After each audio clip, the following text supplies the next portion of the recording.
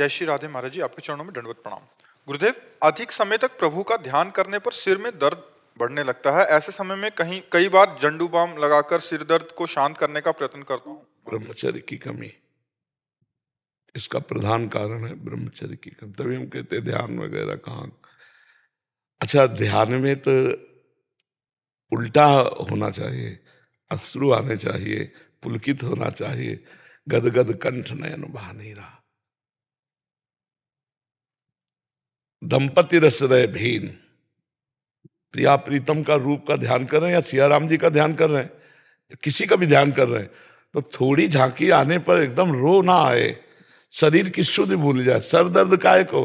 Sir दर्द तो प्रपंच चिंतन में होता है, भगवत ध्यान में तो एकदम निर्मलता आती। तो अभी क्या है, हमारे अंग कमजोर हो गए। जैसे हमारे को स्मृति शक्ति चाहिए, हम आज्ञा चक्र पर एकदम ध्यान करें तो दर्द उत्पन्न हो जाता है, इसलिए कि हमने ब्रह्मचर्य को कहीं समय तक 3 घंटे तक लगातार करने पर होता है। 24 घंटे बच्चा ध्यान हो तो कोई फर्क नहीं पड़ेगा। पूरी रात ध्यान होता है, पूरे दिन ध्यान। और सही पूछो तो ध्यान से छूटा कब?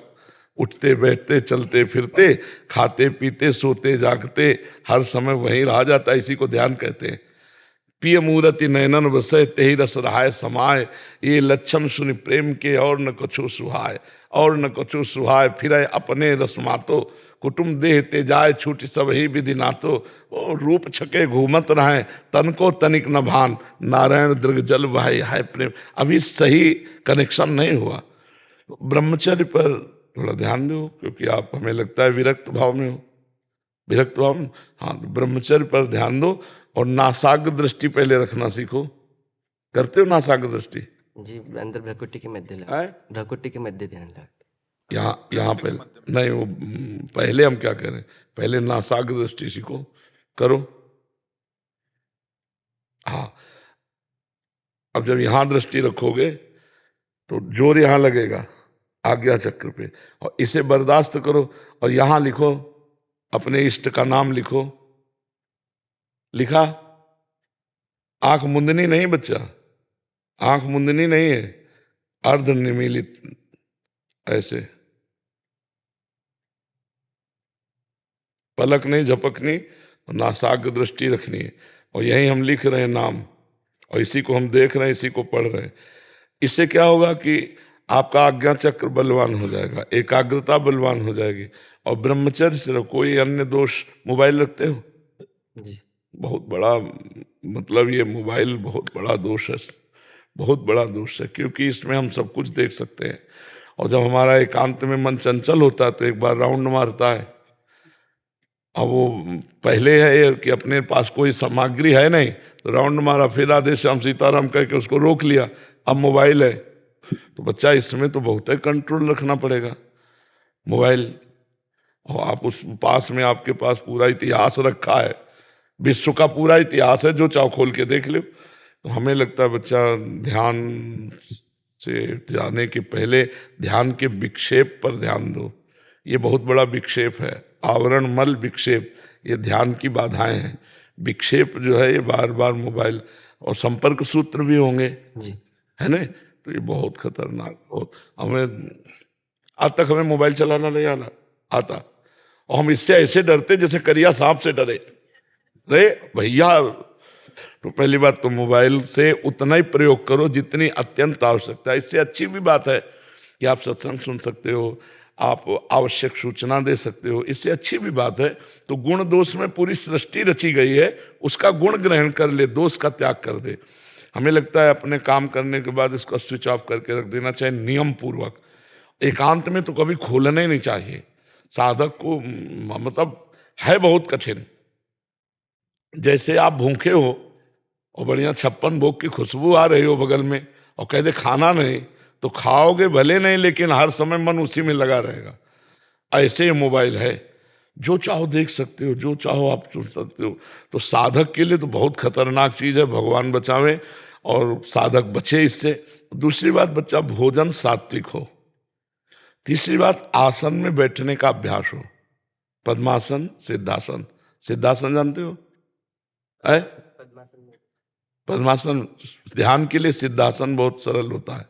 सिद्धासन जानते हो? है? कैसे होता है? गुदाद्वार और मूत्रेंद्री के बीच में रखा जाता है बाई एड़ी, और दाहिनी एड़ी मूत्रेंद्री के ऊपर जाकर के लगेगी, और दोनों के पंजे दोनों में ऐसे धसे होंगे। लगाया कभी? हाँ, तो इसीलिए पद्मासन द्वितीय है, प्रथम सिद्धासन है। ध्यान के लिए सिद्धासन श्रेष्ठ है, और मंत्र सुमिरन समाधि के लिए पद्मासन श्रेष्ठ है।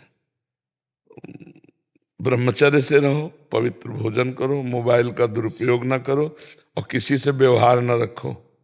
अभी तो नई अवस्था है एकदम, बहुत सात्विक साधुता, बहुत सात्विक की है, ठीक है।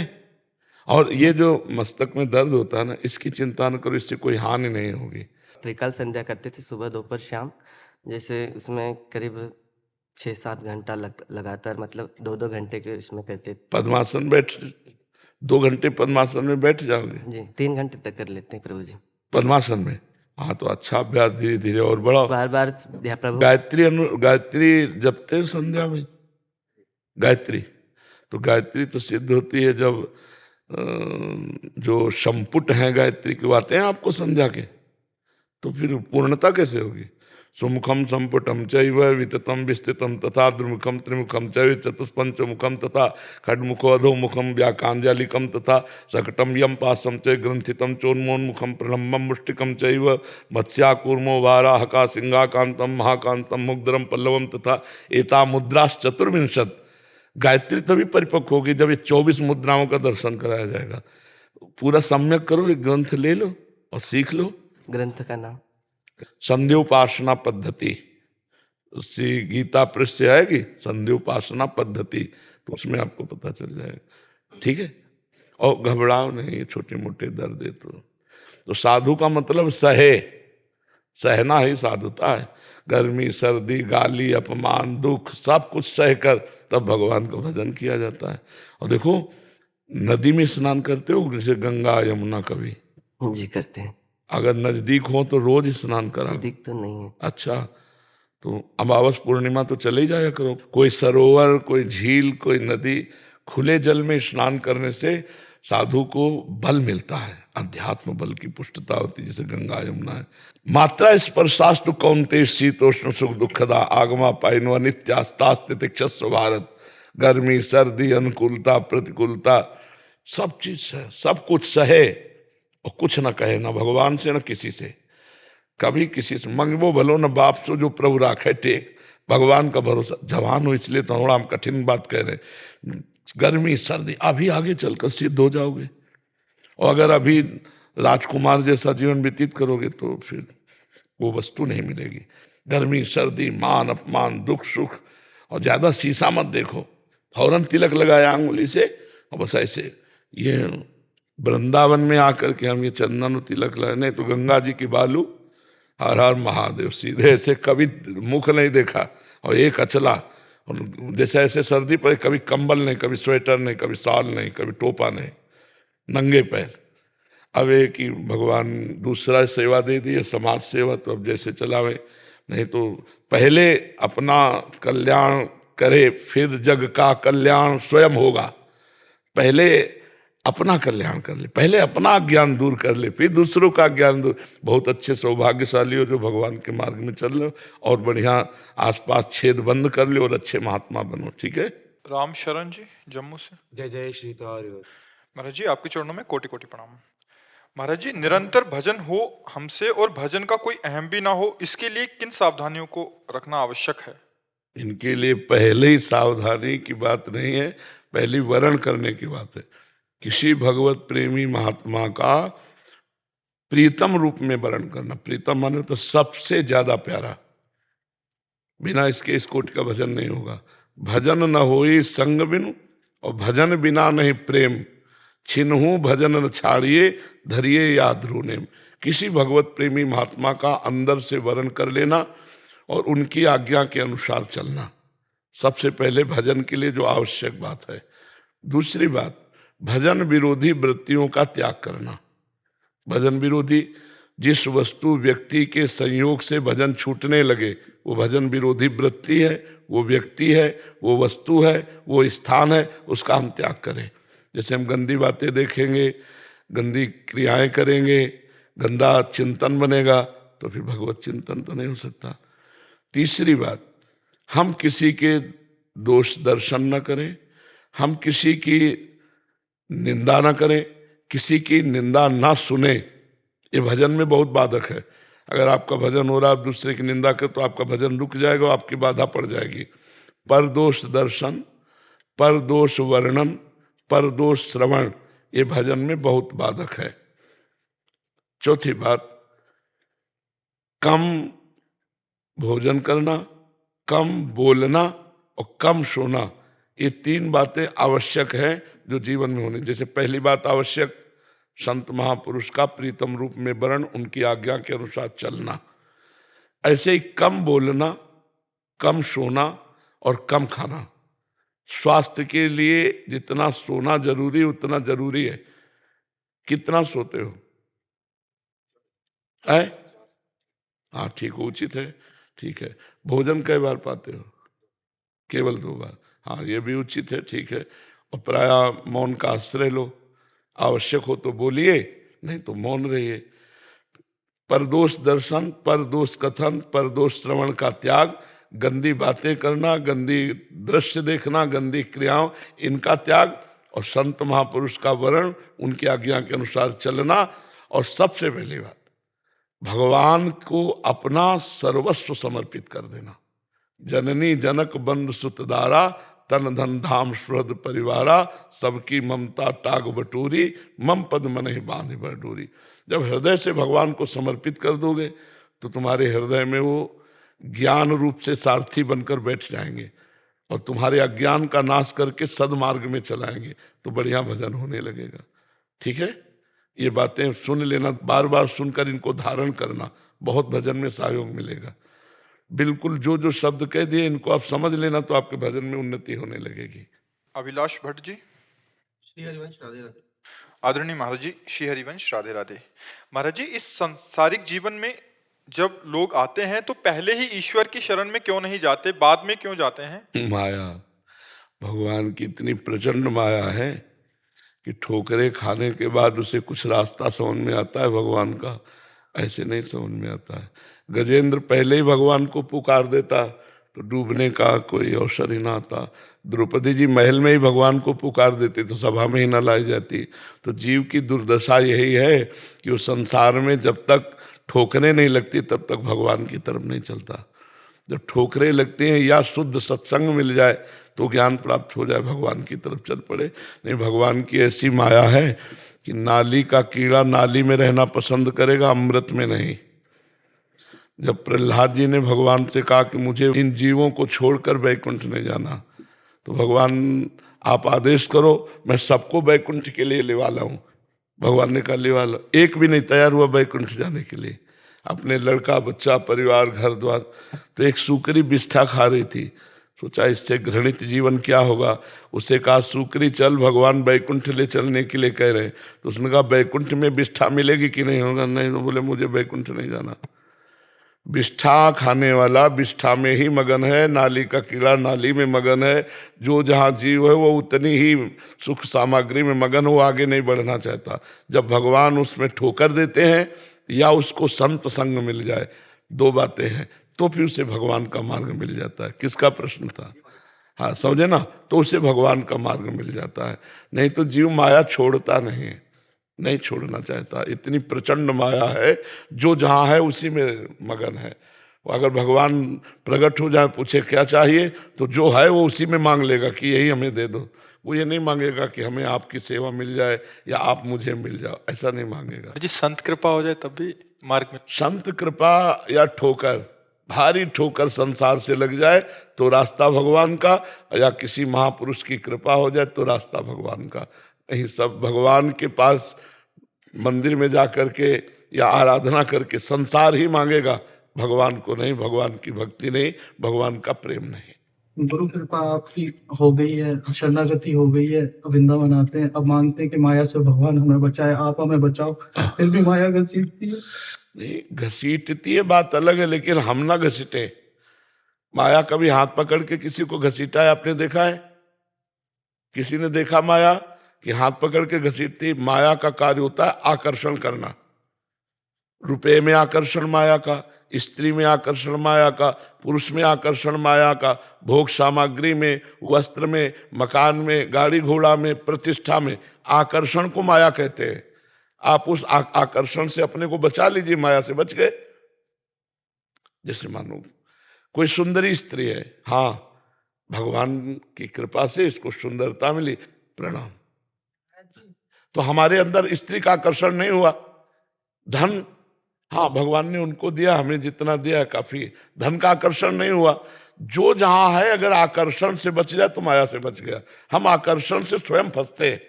माया का केवल एक ही कार्य है, आकर्षण करना, घसीटना, आकर्षण के द्वारा। उस आकर्षण को आप ना कर दो, कोई माया नहीं है। अब आकर्षण में आप घसीटते चले जाओ और बोलो कि मुझे माया घसीट रही, तो फिर गलत बात है। हमारे पास बहुत बड़ा बल है, नाम बल। हमें जैसे तूफान आवे, हम पहाड़ के सहारे हो जाएं तो हमें तूफान उड़ा नहीं पाएगा, ऐसे ही हमारे अंदर माया का आकर्षण आया और नाम जप कर रहे तो हमें नहीं उड़ा पाएगा। डॉक्टर गौरव महाराज जी, राधे राधे। महाराज जी, मैं पेशे से डॉक्टर हूँ, अपना डॉक्टर कार्य यानी प्रैक्टिस ईमानदारी से कर रहा हूँ। कम पैसे में अच्छा इलाज और मरीजों को ज़्यादा समय दे रहा हूँ। जब मरीज ठीक होता है तो शाबाशी देते हैं। महाराज जी, कुछ समय पहले एक मरीज मेरे सेंटर में अपना दम तोड़ दिया। बाद में उनके परिजनों, उनकी बेटी ने मुझे बहुत बुरा भला कहा। महाराज जी, उसका कहा सच ना हो जाए, ये बात बार बार डर लगता है। किसी के बुरा कहने से बुरा नहीं होता, अपने बुरा करने से अपना बुरा होता है। देखो, आप डॉक्टर हो, आप भगवान तो हो नहीं कि आप बचा ही लोगे। अगर उसको मृत्यु लिखी है तो आप अपने अध्ययन के अनुसार कितना भी प्रयास कर लो, उसको मरेगा, वो वहीं मरेगा जहां लिखा है। जिस अस्पताल में, जिस वार्ड पर, जिस आसन पे लिखा है और जितने समय लिखा है, वो वहीं जाके मरेगा। अब आपने प्रयास किया और बचा नहीं, तो आपकी बात भगवान जानते हैं कि आपने अपनी तरफ से कोई कमी नहीं की। इसके बाद उसकी आयु पूरी थी तो उसको होना। अब ये संसारी लोग तो, उनसे पूछो डॉक्टर कोई भगवान है क्या कि हम बचा ही लेंगे? मतलब मृत्यु से बचाने का उपाय नहीं है, रोग से बचाने का उपाय है। रोग से बचाने का उपाय ऑपरेशन करना, औषधि देना, लेकिन मृत्यु से बचा सके ऐसा कोई डॉक्टर नहीं कह सकता। कह सकता कोई डॉक्टर? नहीं, रोग से बचा लूंगा लेकिन मृत्यु से नहीं बचा लूंगा। अब जब मृत्यु हो जाती तो अज्ञानी लोग समझते हैं डॉक्टर का दोष है। कहीं ना कहीं किसी न किसी से कभी जैसे चूक हो गई तो लोग ये समझने लगते हैं कि सब डॉक्टर ऐसे ही हैं। ऐसा नहीं है। बहुत से हजारों डॉक्टर ऐसे हैं जो अगर ना होते तो दुर्गति हो जाती। विचार करो, कितने ऐसे ऑपरेशन है जिनके बिना आदमी जी नहीं सकता, बहुत कष्ट भोगे। तो डॉक्टर ऐसा नहीं, निवृत्ति का उपाय करते हैं, लेकिन मृत्यु से बचा ले ऐसा असंभव। अगर मृत्यु है तो ऑपरेशन करते समय मृत्यु हो जाएगी, मृत्यु है तो पूरा ठीक होते होते मृत्यु हो जाएगी। अब उसमें डॉक्टर को दोष देना तो हमें लगता ठीक नहीं। अगर आप मारना चाहो तो भी नहीं मार सकते, आप मारने का उपाय करो तो भी बच जाएगा, उसका मरना नहीं लिखा। और आप बचाने का उपाय कर रहे हो, अगर मरना लिखा है तो मर जाएगा। अब ये संसारी पुरुष तो जानते नहीं, और भला ये बुरा आपको बोले तो आपका बुरा नहीं होगा, आप निश्चिंत रहिएगा। आप अपने कार्य में पक्के रहिएगा, अपने कार्य में त्रुटि ना होने पावे, फिर कोई आपको बुरा कहे तो बाल बांका नहीं कर सकता है। हाँ, आप निश्चिंत रहिएगा, अपनी डॉक्टरी का सदुपयोग कीजिएगा। और ऐसे आते हैं जिनको पास औषधि का भी पैसा नहीं है, तो हमें लगता है उस समय फिर आपको अपनी जेब से सहयोग करके, अपनी डॉक्टरी का सहयोग करके उनकी दुख निवृत्ति करना चाहिए। जरूरत पड़े किसी गरीब को तो पैसा और डॉक्टरी सब लगाकर उसको ठीक करो, यही धर्म हो जाएगा आपके लिए। ठीक है। डॉक्टर मनोज कुमार शुक्ला जी, चित्रकूट से। महाराज जी, राधे राधे, जय श्री हरिवंश। महाराज जी, यदि हमारा वर्तमान जीवन हमारे पूर्व के जन्मों के कर्मों से निर्धारित होता है, तो वर्तमान जीवन में आध्यात्मिक तथा भौतिक उन्नति प्राप्त करने तथा अपना अगला जन्म सुधारने के लिए हमें क्या करना चाहिए? नाम जप। यह कलिकाल मलायतन, मन कर देख विचार, श्री रघुनाथ नाम बिन नाहिन आन आधार। देखो, जन्म सुधारने के लिए यज्ञ भी है, ध्यान भी है, योग भी है, सांख्य ज्ञान भी है, ये मार्ग हैं। बहुत से शास्त्रों में मार्ग वर्णन किए। अब हमें बताओ, यज्ञ कैसे हो सकती है? अगर यज्ञ में जरा एक बूंद भी चर्बी असुर डाल देते थे तो यज्ञ भंग हो जाती थी। बड़ा मुश्किल है, शुद्ध घी मिलना, शुद्ध दूध मिलना, शुद्ध अन्न मिलना बड़ा कठिन है। अब जैसे चावल खेती में उपजाया जाता है, कितना कीटनाशक वो दवाइयाँ डाली जाती हैं, खाद डाली जाती है, वो अपवित्र हो जाए, यज्ञ के योग्य नहीं होता। तो यज्ञ होना बड़ा कठिन सा लग रहा है। पर कहीं ऐसा हो कि बहुत बड़ी गौशाला हो और गाय के गोबर से जौ धान्य प्रकट किया जा रहा हो और मंत्रवेत्ता त्रिकाल संध्या करने वाले, गायत्री अनुष्ठान करने वाले ब्राह्मण हो और बड़ा विधान हो, तब कहीं यज्ञ पूर्ण। तो यज्ञ तो बहुत कठिन है। अच्छा रह गया ध्यान। अब ध्यान आंख मूंद के देखो क्या दिखाई देता है। अंधकार और मन की चंचलता, दो चीजें पकड़ में आएंगी। मन की चंचलता, इधर उधर विषयों में भागता हुआ, और अंधकार। ध्यान तो हो नहीं सकता, क्योंकि ध्यान तब होता है जब यम नियम प्राणायाम प्रत्याहार आसन ध्यान धारणा समाधि, ध्यान तब आता है जब संयम नियम पूर्ण हो, आसन पूर्ण हो। और आसन संयम नियम तब पूर्ण होते हैं जब ब्रह्मचर्य हो। कुल मिला के देखते हैं तो साधना के लिए वो सामग्री नहीं है। छोटे छोटे बच्चे गंदी आदतों में फंसे हुए हैं, गंदे व्यसनों में फंसे हुए हैं। अब ये ध्यान धारणा समाधि, ये तो बहुत अलग की बात हो गई। यज्ञ हो नहीं सकता सम्यक रूप से, ध्यान लग नहीं सकता सम्यक रूप से, मन बड़ा चंचल है। और ज्ञान, मैं स्थूल शरीर नहीं हूं, मैं सूक्ष्म शरीर नहीं हूं, मैं कारण शरीर नहीं हूं। केवल बोल दो, मच्छर काटेगा तो वहीं हाथ जाएगा, इस प्यास लगेगी तो हम ही को लग रही है। हम ये थोड़ी सोचते हैं स्थूल शरीर को, प्राणों को लग रही। ज्ञान बहुत कठिन विषय है। ज्ञान के पंथ कृपाण के धारा, परत खगेश लगे नहीं मारा। परमात्मा प्राप्ति के लिए समाधि भी है। 2 मिनट तो शांति से रहा नहीं जा सकता। समाधि कैसे कि हम 8 घंटे 10 घंटे एक आसन पे शांत बैठे, 10 मिनट एक शांत सीधे होके शांत बैठना कठिन है। समाधि लगना तो बहुत कठिन बात है। तो जब सब साधनों की तरफ विचार करें तो एक बात ध्यान आती है कि भगवान की शरण में होकर के नाम जप करते हुए अपने कर्तव्य का पालन करो, और वो कर्तव्य कर्म भगवान को समर्पित कर दो, तो संचित भस्म हो जाएंगे। जो जमा है, जो क्रियमाण है, वो निष्फल हो जाएंगे, और जो प्रारब्ध है वो भोगने की सामर्थ्य मिल जाएगी। और हमारा पता नहीं अगला जन्म हो कि ना हो, ऐसा भी हो सकता है हम भगवान के पास चले जाएं। जरूरी थोड़ी कि अगला जन्म, अगर अगला जन्म होगा तो धनवान कुलवान श्रीवानों के यहाँ होगा, जहां हम नवीन भक्ति करके पुनः भगवान को प्राप्त कर सके। किसका प्रश्न था? हाँ, तो आप समझ पा रहे हैं? हमारे जी पुराने हमारे अगर बुरे कर्म है वो भी नष्ट नष्ट हो जाएंगे नाम जप से। नाम जप ही कृतयुगे ध्यायते विष्णु, त्रेतायाम यजतई मखई, द्वापरे परिचर्यायाम कलु तद्धर कीर्तनाथ। सतयुग में ध्यान के द्वारा भगवत प्राप्ति होती थी, त्रेता में यज्ञ के द्वारा, द्वापर में पूजा के द्वारा, कलयुग में केवल हरि नाम। हरिर्नामयु हरिर्नामयु हरिर्नामयु केवलम कलऊ नास्तेव नास्तेव नास्तेव गति अन्यथा। श्री कृष्ण द्वैपायन भगवान व्यासदेव जी ने श्लोक रचा है, कह रहे हैं हरिनाम हरिनाम केवल हरिनाम, कलयुग में दूसरी गति नहीं है नहीं है नहीं है। हरिर्नामयु हरिर्नामयु हरिर्नामयु केवलम कलऊ नास्तेव नास्तेव नास्तेव गति अन्यथा। इसलिए कहाँ लग नाम बढ़ाई, राम न सके नाम गुण गाई। खूब नाम जप करो। अच्छा, नाम जप में नहाने धोने पवित्रता इसकी भी कोई परवाह नहीं है। मंत्र में तो यह है कि भाई नहा धो के ही जपना है, इसमें तो जप माना जैसे मनावे। खूब नाम अंदर ही अंदर नाम जप करो, मेहनत करो, जो कर्म करो वो भगवान को समर्पित कर दो, किसी का बुरा ना करो, सबका अच्छा सोचो, तुम्हारा मंगल हो जाएगा। इसी से अगला आपका जीवन मंगल। वर्तमान का मिनट गंदा ना होने पावे, हमें केवल मिनट संभालना है। हाँ जी, हम बचपन में तो हमारे बाबा जी थे तो वो इस तरह करते थे, राम राम राम राम राम राम एक, राम राम राम राम राम राम दो, इस तरह 100 तक गिन। हाँ बिल्कुल, हाँ बिल्कुल करो, बिल्कुल करो, बिल्कुल करो। हमको मन को भगवान के नाम में लगाना है, चाहे माला से बने, चाहे काउंटर से बने, चाहे ऐसे बने, जैसे भी बने, नाम जप करने से परम मंगल निश्चित होगा। ये परम मंगल हम शास्त्रों की बात और जीवन की भी बात बता रहे हैं। अगर नाम जब पकड़ लिए तो तुम्हारा मंगल हो जाएगा, पक्का गारंटी है।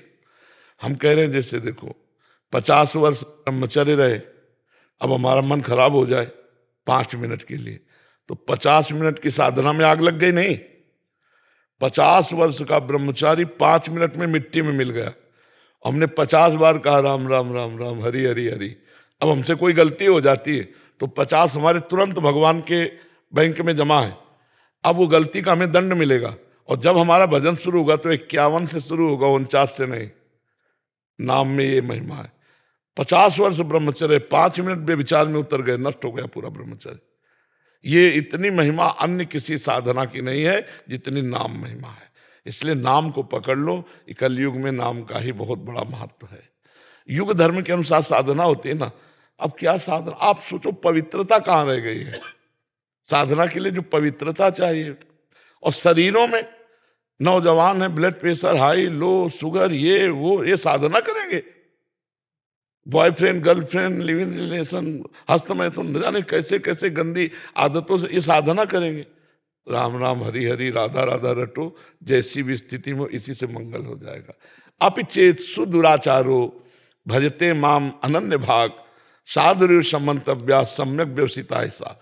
घोर दुराचारी पुरुष भी यदि सम्यक भाव से स्वीकार कर ले कि अब मेरा कल्याण तो भगवान के शरण में, भगवान के नाम से, तो वो साधु हो जाएगा। भगवान कह रहे नाम की अपार महिमा है। हम बार बार उदाहरण देते हैं, जो राम नहीं कह पाते थे, मरा से शुरू किया, वो ब्रह्मर्षि हो गए, ब्रह्मर्षि। और भगवान की वो गूढ़ लीलाएं लिखी, जो एक हमारे सनातन धर्म का ठोस इतिहास है। कहाँ से ज्ञान प्राप्त हुआ? जो सीधे राम नहीं निकल पाता था, वो मरा मरा कह करके इतने सिद्ध माप। तो हम राम राम कह के नहीं हो जाएंगे, हम हरि हरि कह के नहीं हो जाएंगे, हमें नाम में लगना चाहिए। नाम, खूब नाम जप करो, और इसमें उत्साह बढ़ेगा। आप देखना, पर ये भजन न हो संग बिनु, बिना साधु संतों के संग के भजन नहीं होगा। लेकिन भजन करने के लिए ऐसे साधु संग करे जो इष्ट मिले और मन मिले, मिले भजन रस रीति। एक पकड़ लो और चल देते, हो जाएगा। 100 जगह थोड़ी बात है। तो इष्ट मिले और मन मिले, मिले भजन रस रीति। जहाँ मन मिलता हो, इष्ट मिलता हो, भजन रस रीति मिलती हो, ऐसे संतों का संग करे तो भजन में रंग आ जाता है।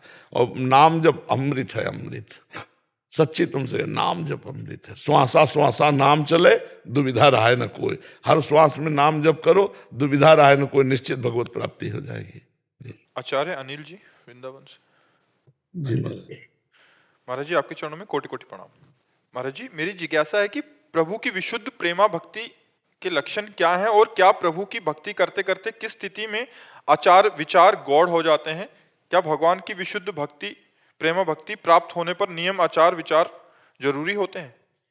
वो तो स्वभाव बन जाता है उसका, जो साधन काल में किया जाता है वो स्वभाव बन जाता है। पहला प्रश्न क्या है महाराज जी? विशुद्ध भक्ति के लक्षण क्या है? ले विशुद्ध भक्ति का देवर्षि नारद जी वर्णन करते हैं। तदर्पिता अखिलाचारिता तद्विस्मरणेन परम व्याकुलते थे। जितने भी आचरण हैं वो तदर्पिता, भगवान के अर्पित हो। श्री कृष्ण अनुकूलेन प्रतिकूलस्य विसर्जनम। आराध्य देव भगवान श्री कृष्ण के अनुकूल हो, प्रतिकूलता का त्याग हो। भगवत विमुख, भगवत प्रतिकूल एक भी आचरण नहीं होने चाहिए। समस्त आचरण श्री कृष्ण के अनुकूल होने चाहिए। तदर्पिता अखिलाचारिता, और वो सब आचरण, वो सब कर्म भगवान को समर्पित होने चाहिए। ये तो कर्म परंपरा, लेकिन निरंतर इसमें स्मरण भी चलता रहे। मामनिस्मर युद्ध जैसे, तो निरंतर स्मरण चलता रहे। और अगर जरा भी मिनट भर के लिए वो भगवान को ऐसा लगा भूल गए क्या, तो जैसे मछली को जल से बाहर निकालो तो तड़पने लगती है, ऐसे वो तड़पने लगता है। तद विस्मरण परम व्याकुलती, विस्मरण मात्र होने से परम व्याकुलता होती है।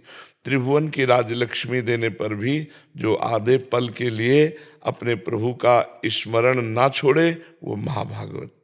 दूसरी बात, हमारा सदैव मन विषयों की तरफ जाता रहता है, संसार प्रिय लगता है, भगवान अपरिचित से लगते हैं।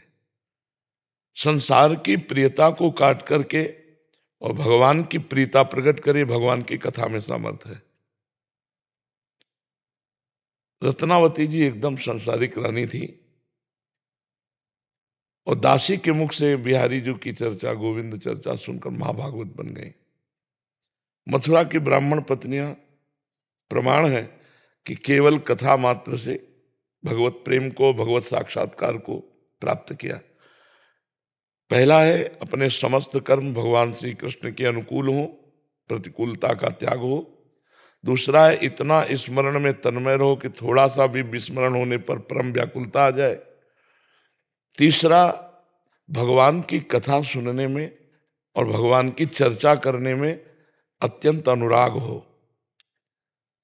कथा सुनते सुनते या कहते कहते जब ये स्थिति आ जाए, गदगद कंठ नयन बहा नीरा, आंखों से आंसू बहने लगे, कंठ गदगद हो गया, अब कुछ बोलने की हिम्मत नहीं रह गई, ये कथा का फल मिल रहा है उसको।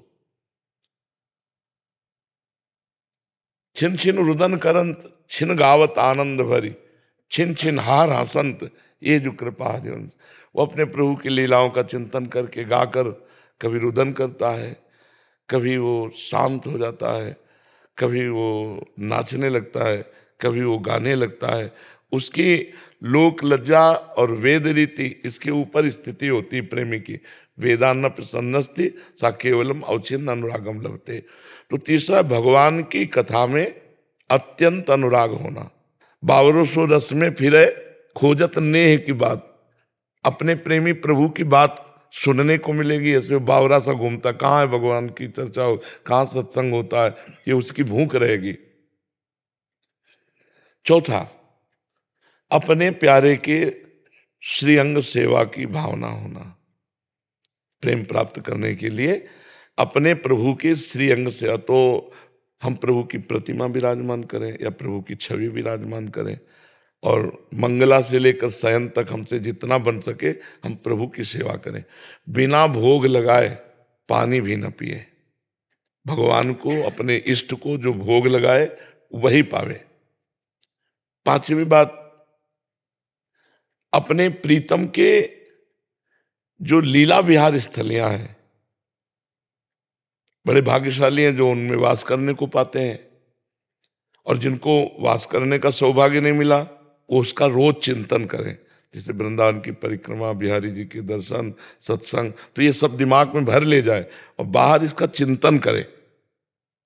वृंदावन रोज आवे भावना से, रोज वृंदावन की परिक्रमा लगावे, रोज वृंदावन के संतों का दर्शन करे, बिहारी जी के दर्शन करे, यमुना जी का दर्शन करे। तो धाम चिंतन, लीला स्थलियों का चिंतन, ये उसके हृदय में प्रेम अंकुरण उदय करता है। अब सावधानी की बात, कम बोलना, मृदु उचित सत्य भगवत संबंध से युक्त बोलना, ये मौन से भी ज्यादा श्रेष्ठ है। उचित भाषण मौन से भी ज्यादा श्रेष्ठ है। कम सोना, 5 घंटे 6 घंटे जो ले लो, इसके अलावा नींद नहीं आनी चाहिए। माला में बैठे हो नींद आ रही है, पाठ में बैठे हो नींद आ रही। और अल्पाहार, कम भोजन करना, कम सोना, कम बोलना, कम भोजन करना। इतना कम भी ना हो कि भोजन का चिंतन हो, युक्ताहार विहार से। इन 3 का सुधार। और कभी किसी की निंदा ना सुनना, ना करना। अगर भगवत भक्ति प्राप्त करनी है तो कुछ विधि है, कुछ निषेध है, ये निषेध वर्णन कर रहे हैं। कम बोलना, कम सोना, कम खाना, किसी की भी निंदा न कानों से सुनना, न वाणी से बोलना, अपनी निंदा सुन करके आनंदित होना, अपनी प्रशंसा सुनकर दुखी हो जाना, दूसरे की न निंदा सुनना है न करना है। हमारा जीवन भगवान के आश्रित है, ये हर समय चिंतन करना। हमारा तन, हमारा मन, हमारी वाणी और स्वयं मैं भगवान के चरणों के आश्रित हूं। फिर हमारे जो इष्ट ग्रंथ हैं उनका स्वाध्याय करने का नियम रखना। जैसे मानो स्वामी जी महाराज के, तो फिर केली माली जी रोज पाठ होना चाहिए। हितजू महाराज, चतुरासी जी, सुधानिधि रोज पाठ होना चाहिए। क्योंकि आचार्यवाणी, गुरु ग्रंथ जो अपनी परंपरा के आचार्य के, अगर उनका स्वाध्याय नहीं होगा तो फिर बात नहीं बनेगी। उनका गान करना, ये वृंदावन रस है, इसमें गान की बहुत महिमा है। पदों का गायन करना, मंजीरा नहीं आता तो ताली से गाते हुए प्रभु के जो पद हैं लीला विहार के वो गाए। और 24 घंटे में रात्रि में सोते समय अपनी दिनचर्या को प्रातःकाल से लेकर के जांचे कि प्रभु के विरुद्ध क्या भाषण हुआ, क्या दर्शन हुआ और क्या आचरण हुआ, और फिर उस त्रुटि को लिखे अपनी डायरी में और उस पर ध्यान दे कि ये गलती नहीं होनी चाहिए। फिर हो जाए तो फिर हम प्रायश्चित लें कि वे एक दिन भोजन नहीं पाएंगे, 2 परिक्रमा वृंदावन की लगाएंगे इस गलती की वजह से। आपका जीवन पूरा भक्त में आ जाए। और जो बाह्य लक्षण तो इसमें कोई मान्यता नहीं रखते, हो तो नाटक में भी किए जाते हैं।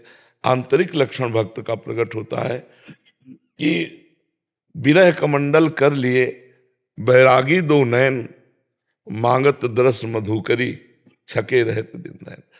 अंदर से ऐसा विराग्नि पैदा हो गई कि संसार अच्छा नहीं लगता है, नेत्र कहीं टिक नहीं रहे, मन जो है वो व्याकुल है, कब देखूं दरस बिन दुखन लागे नैन, जब से तुम बिछुरे पे प्यारे कबो न पायो चैन, दरस बिन दुखन लागे। विरह कमंडल कर लिए बैरागी 2 नयन, मांगत दरस मधुकरी छके रहत दिन नयन। रूप छके घूमत रहें, तनको तनिक न भान, नारायण दृग जल बहे, यह है प्रेम पहचान। पी मूर्ति नयनन बसय, तेहि रस रहाय समाय, ये लक्षण सुनि प्रेम के और न कछु सुहाय, और न कछु सुहाय, फिर अपने रस मातो, कुटुम देहते जाए, छूट सभी विधि नातो, जहाँ जहाँ पी की बात सुने, खोजत तिन गैनन, हित ध्रुव छिन छिन ले प्रेम जल भरी भरी नैनन। प्रिया प्रीतम की रूप माधुरी ऐसी नशा चढ़ा कि अब कुछ नहीं सुनाए, देह कुटुम ते जाए, छूट सभी विधि नातो, बस हा कृष्ण हा प्रिया, हा कृष्ण हा प्रिया ऐसे हृदय में उठने लगे, जान ले कि भगवान का प्रेम आ गया है। वैष्णव जनों के अपराध से बचे, निरंतर नाम जपने का अभ्यास करे, और जितनी चर्चा की इसको दोबारा सुन करके अपने दिमाग में धारण कर ले, पक्का वो महाप्रेमी भागवत बन जाएगा, पक्का महाप्रेमी भागवत बन जाएगा। अश्विनी गर्ग जी, पंजाब। राधा राधा राधा राधा। महाराज जी आपके चरणों में कोटि कोटि प्रणाम। महाराज जी, एक संत एक कंत एक नाम एक ग्रंथ में अनन्यता कैसे हो? जब प्रेम का हमारे अंदर भाव आने लगता है या पिपाशा आती है, ये ऊंची बात है, एक ककारा वाली बात नहीं है, ये डिग्री वाली बात है। तब लगता है अपने प्यारे के सिवा मैं किसी को देखूं ना। हमारे यहाँ महाप्रभु हरिवंश चंद्र जी कहते हैं, रसना कटो जो अन रटो, निरख अन फुटो नयन, श्रवण फुटो जो अन सुनो श्री राधा जस बहन। ये प्रियता में होता है। जागृत स्वप्न सुषुप्ति स्फुरत में राधा पदाब्जत छटा, वैकुंठे नरकेथवा में मम गति नान्यास्तु राधा बिना। मैं चाहे जग रहा हूं तो राधा, सो रहा हूं तो राधा, और स्वप्न में भी तो राधा। मेरी आंखें फूट जाएं जो स्वप्न में भी किसी और को देखना चाहे, मेरी जवान कट जाए जो किसी और की बात करना चाहे, मेरी मृत्यु का वो आखिरी दिन हो जिस दिन मैं आपको भूल जाऊं। कितनी जोर की बात कही गई। ये प्रेम में होता है, साधन में नहीं होता, ये प्रेम की बात है। तो सांगो पांग उपास, एक कंत एक पंथ एक ग्रंथ एक मंत्र, ये तभी जब प्रेम प्राप्ति की लालसा हो जाती है कि अब नहीं, मेरे तो गिरधर गोपाल दूसरो न कोई, जाके सिर मोर मुकुट मेरो पति सोई। हाँ, स्वप्न में भी कोई और नहीं, जागृत स्वप्न सुसुप्ति स्फुरत में राधा पदाब्ज छटा। ये बहुत डिग्री की पढ़ाई की बात है। हमें लगता है पहले हमारा ये लक्ष्य होना चाहिए कि संसार का चिंतन छूटे और भगवान का चिंतन बने। कभी देवी जी आ रहे हैं ध्यान में, कभी शिव जी आ रहे हैं, कभी राम जी आ रहे हैं, कभी कृष्ण जी आ रहे हैं, आने दो, संसार तो छूटा। कभी राम राम जप रहे हैं, कभी शिव शिव जप रहे हैं, कभी कृष्ण कृष्ण जप रहे हैं, तो संसार तो छूटा। आगे जब बढ़ोगे तब वो प्रेम की बात आएगी। ये करने से नहीं होता, ये होने से होता है। प्रेम बहुत ऊंचाई की। प्रेम गलियति सांकरी तामे दो न समाये। प्रेम में दो नहीं समाते, प्रेम गली सांकरी इसमें अकेला ही होता है। दो चार लेके नहीं चला जा सकता। तो राम तो फिर राम, कृष्ण तो फिर कृष्ण, राधा फिर राधा। पर वो ऊंचाई की बात है, सबकी समझ में नहीं आएगी, इसलिए हम सबको छूट देते हैं। पहले संसार का चिंतन छोड़ो, भगवान का चिंतन पकड़ो, जो चिंतन बने। मतलब थोड़ी देर राम राम काफी, कृष्ण कृष्ण काफी, शिव शिव का, तो है तो भगवान ही। हमारा संसार का चिंतन तो छूट रहा है, हमारा मंगल तो हो रहा है। इसके बाद प्रेम की बात अलग आती है, समझ रहे हैं आप? अरे प्रेम हो कैसे जाए, करने से तो होता नहीं, तो कैसे होगा? अरे भगवान से रोने से। गोस्वामी तुलसीदास जी, कबीरदास जी, रहीमदास जी, बड़े बड़े संत महापुरुष एक बात कहते हैं, अगर श्वास श्वास में नाम जब चल रहा है तो दुविधा रहा है न कोई। श्वासा श्वासा नाम जपे, दुविधा रहा है न कोई। अब जैसे नाम जप कर रहे हैं तो अभी प्रेम थोड़ी होगा, करते करते जब होगा तो नाम जप करना नहीं पड़ेगा, होने लगेगा। फिर नाम जप होता है, करना नहीं पड़ता, और जब होता है तब प्रेम आ जाता है। तो हमें नाम जप तो करना पड़ेगा। ये जो कि एक कंठ, एक पंथ, एक ग्रंथ, एक मंत्र, इसमें हमारी आसक्ति हो जाए, ये प्रेम में होगी। और ये प्रेम प्रकट करने के लिए भजन न सेनी प्रेम की। जैसे हम सीढ़ी पर चढ़ के छत में जाते हैं तो प्रेम रूपी ऊंचाई पर चढ़ने के लिए भजन सर्वोपरि है। भगवान का नाम, भगवान का गुण कीर्तन, भगवान की सेवा, भगवान के प्रेमी भक्तों का संग, इसी से भगवान से। और जब प्रेम होता है तो अनन्यता आ जाती है, फिर दूसरा नहीं, मेरे तो गिरधर गोपाल दूसरो न कोई, ये अनन्यता आ जाती है। तो नाम जप तो करना ही पड़ेगा। प्रारंभिक में हमें जब तक नाम जप नहीं करेंगे तब तक हम चढ़ाई पे चढ़ ही नहीं सकते। तो खूब नाम जप करो, भगवान लीला कथा सुनो, संतों का संग करो, दूसरों को उपकार करो, इसी से प्रेम जागृत हो जाएगा। ठीक है, पर यह क्रिया प्रेम के लिए नहीं हुई, ये क्रिया हुई अनर्थों की निवृत्ति के लिए, कि हम बिना किए कुछ रह नहीं सकते, बिना किए रह नहीं सकते। तो अगर हम सत्क्रिया नहीं करेंगे तो गंदी क्रिया होगी, तो प्रेम क्या नरक जाएंगे। तो हम सत्क्रिया के बल से असत्क्रिया का त्याग कर दिया। जो ये असत्क्रिया का त्याग हुआ तो प्रेम अंदर जो है हृदय में है वो प्रकाशित हो गया। जैसे हम बहुत सुंदर सरोवर में गए, प्यास भी लगी, लेकिन ऊपर उसकी हरी हरी काई है, अब उसको ऐसे हटा दें हम तो निर्मल जल है, और अगर दूर से देख के ऐसे चले आवे तो प्यास नहीं बुझेगी। तो वो जो हटाना है, प्रेम किसी क्रिया से नहीं उत्पन्न हुआ, पानी तो पहले से था, उसको हटाना है। ऊपर का ये जो मायाकृत शेवार लग गया है, काई लग गई है, ये हटाना है। नाम जप करना, सत्संग करना, साधु सेवा, समाज सेवा, परोपकार, इसके द्वारा हमारा मायामल हट जाएगा। जो हटा से प्रेम तो पहले से था, वो प्रकाशित हो गया। समझ पा रहे आप? गुरुदेव जी ऐसे ना आप बोलते हैं राधा नाम लिखो, जी। जब तो लिखता हूँ लिखा नहीं जाता मेरे से। क्योंकि मन के बिना लिख नहीं सकते। लिखो, अब हमारे सामने लिखो अंदर। आपके माथे पे, हृदय पे लिख सकता हूँ? हाँ देखो देखो, आपको लिखना आया, पर टिके रहना पड़ेगा इसमें। टिकता नहीं महाराज, आप लिख दो मेरे माथे पे, हृदय पे, तो थोड़ा पक्का हो जाए। मैंने कोशिश तो करता हूँ, पर लिखा हुआ तो सोच लेता हूँ, पर लिखा नहीं जाता मेरे से जी। आप लिख दीजिए, ऐसे लिखिए दिल पे, माथे पे, आज्ञा चक्कर पे, कि वो पक्का चप जाए। अभी कैसे, कोई पेन से तो लिखा नहीं।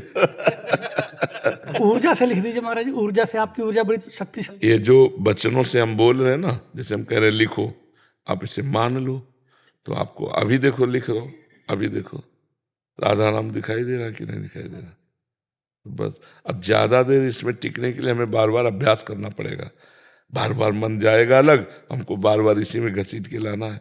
तो हम उबे ना, 1 मिनट 2 मिनट लगा, फिर थोड़ा मन को सहयोग दे दिया, ऐसे जब फिर उसको लाए धीरे से घसीट के। तो अगर हम थोड़ा थोड़ा इसका अभ्यास दिलाएंगे तो ये धीरे धीरे एकाग्र होने लगेगा।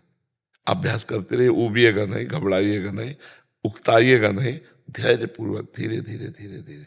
अनुश्री जैन जी, सागर मध्य प्रदेश से। श्री हरिवंश महाराज जी, आपके चरणों में कोटि कोटि प्रणाम। महाराज जी, श्री जी और आपकी कृपा से नाम जप करने का निरंतर अभ्यास करती हूँ, जीवन में अनुभव भी कर रही हूँ शांति का। पूज्य महाराज श्री, मेरे जीवन साथी जनप्रतिनिधि हैं और उनके साथ मैं भी भावनाओं के अनुरूप जन कल्याण के कार्यों के प्रति निष्ठा और शक्ति से संलग्न रहती हूँ। महाराज जी, बावजूद इसके जब कभी कुछ कार्यों के संदर्भ में कुछ लोग अनावश्यक निंदा करते हैं तो मन व्यथित हो जाता है। ये जानते हुए कि हमारे बस में कुछ नहीं है, हम कर्म कर रहे हैं। पूज्य महाराज जी, हर परिस्थिति में आनंदित रहें और किसी की प्रति मन में कोई गलत भावना ना आए, और ऐसी स्थिति में भी विवेक के द्वारा बचा जाता है। जब हमारी कोई निंदा करता है, हमारी गलती नहीं होती, पहले जांचना चाहिए। जैसे हमें कोई गाली दे रहा है, निंदा कर रहा है, तो हमें जांचना है कि मेरी त्रुटि तो नहीं है। अगर त्रुटि है तो ठीक हो, गाली दे रहा है। अगर त्रुटि नहीं है फिर गाली दे रहा है, तो हमें और आनंदित होना चाहिए, वो हमारे अशुभों का नाश कर रहा है। निंदक नियरे राखिए आंगन कुटी छवाए, बिना साबुन बिना पानी निर्मल करे सुभाए। हमारे यहाँ संतों ने तो कहा, अरे निंदक तू स्वस्थ रहे, तुझे कभी कोई कष्ट ना हो, और स्वस्थ रहकर मेरी निंदा कर, क्योंकि निंदा सुनने से पाप का नाश हो जाता है। तो जो तुम्हारी निंदा करें उसमें पहले देखना है कि क्या निंदनीय कार्य है क्या हमारे द्वारा। जो कार्य होना चाहिए वो कार्य हम नहीं कर पाए, अगर हमारे हाथ में है और हमने प्रमादवश लोभवश त्रुटि कर दी, तो गाली सुनने से उसका मार्जन हो जाएगा। और यदि हमारी गलती नहीं हुई तो फिर हमको प्रसन्न रहना चाहिए कि भगवान हमारे शारीरिक दंड को गाली के द्वारा निपटा रहे हैं। ये आदमी निंदा करके हमारे शरीर को जो दंड मिलना था, पूर्व हमारे द्वारा किया हुआ कर्म जो प्रारब्ध बन के आ रहा है, उसको मिटा देगा। पक्की बात समझो, हम विवेक के द्वारा हर दुख से बच सकते हैं। अगर हम विवेक नहीं लगाएंगे तो फिर हम दुखी हो जाएंगे, और दुखी सुखी होना है भगवान के भक्त का लक्षण नहीं है। सुख दुखे समे कृत्वा लाभा लाभो जया जयो, सुख दुख में समान, लाभ हानि में समान, मान अपमान में समान। यही तो भक्ति का बल है, नहीं तो संसारिक पुरुष में और भक्त में अंतर क्या है। जब हमें 100 बार गाली दे और फिर हम उससे मिले, तो वैसे ही मिले जैसे हम किसी प्रेमी से मिलते हैं, और आप ठीक है, तो आदमी ये समझ नहीं पाया कि खोपड़ी क्या है इसकी। 100 बार इसको गाली दी फिर भी इसको गुस्सा नहीं आता, वैसे ही प्रेम से। ये भगवान के भक्त का लक्षण है, ये भगवान के भक्त में क्षमता होती।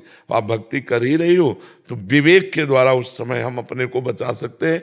यदि हम विवेक न लगाएंगे तो हम दुखी हो जाएंगे, या फिर द्वेष कर बैठेंगे, फिर द्वेष हो जाएगा, फिर भक्ति का भाव ना रहकर वो सांसारिक भाव आ जाएगा। इसलिए विवेक के द्वारा हम अपने को बचाएं। उद्धव जी से भगवान ने कहा 11 स्कंद में, दुष्ट प्रवृत्ति के लोग सत प्रवृत्ति वालों को बाधा पहुंचाते हैं। तो हे उद्धव, यदि वो कभी तुम्हारे ऊपर थूक दे, तुम्हें मारे पीटे बांधे, तो तुम अपने आत्म विवेक के द्वारा बचना, बाहरी संयोग के द्वारा नहीं, बाहरी कोई सहायता नहीं, आत्म विवेक के द्वारा।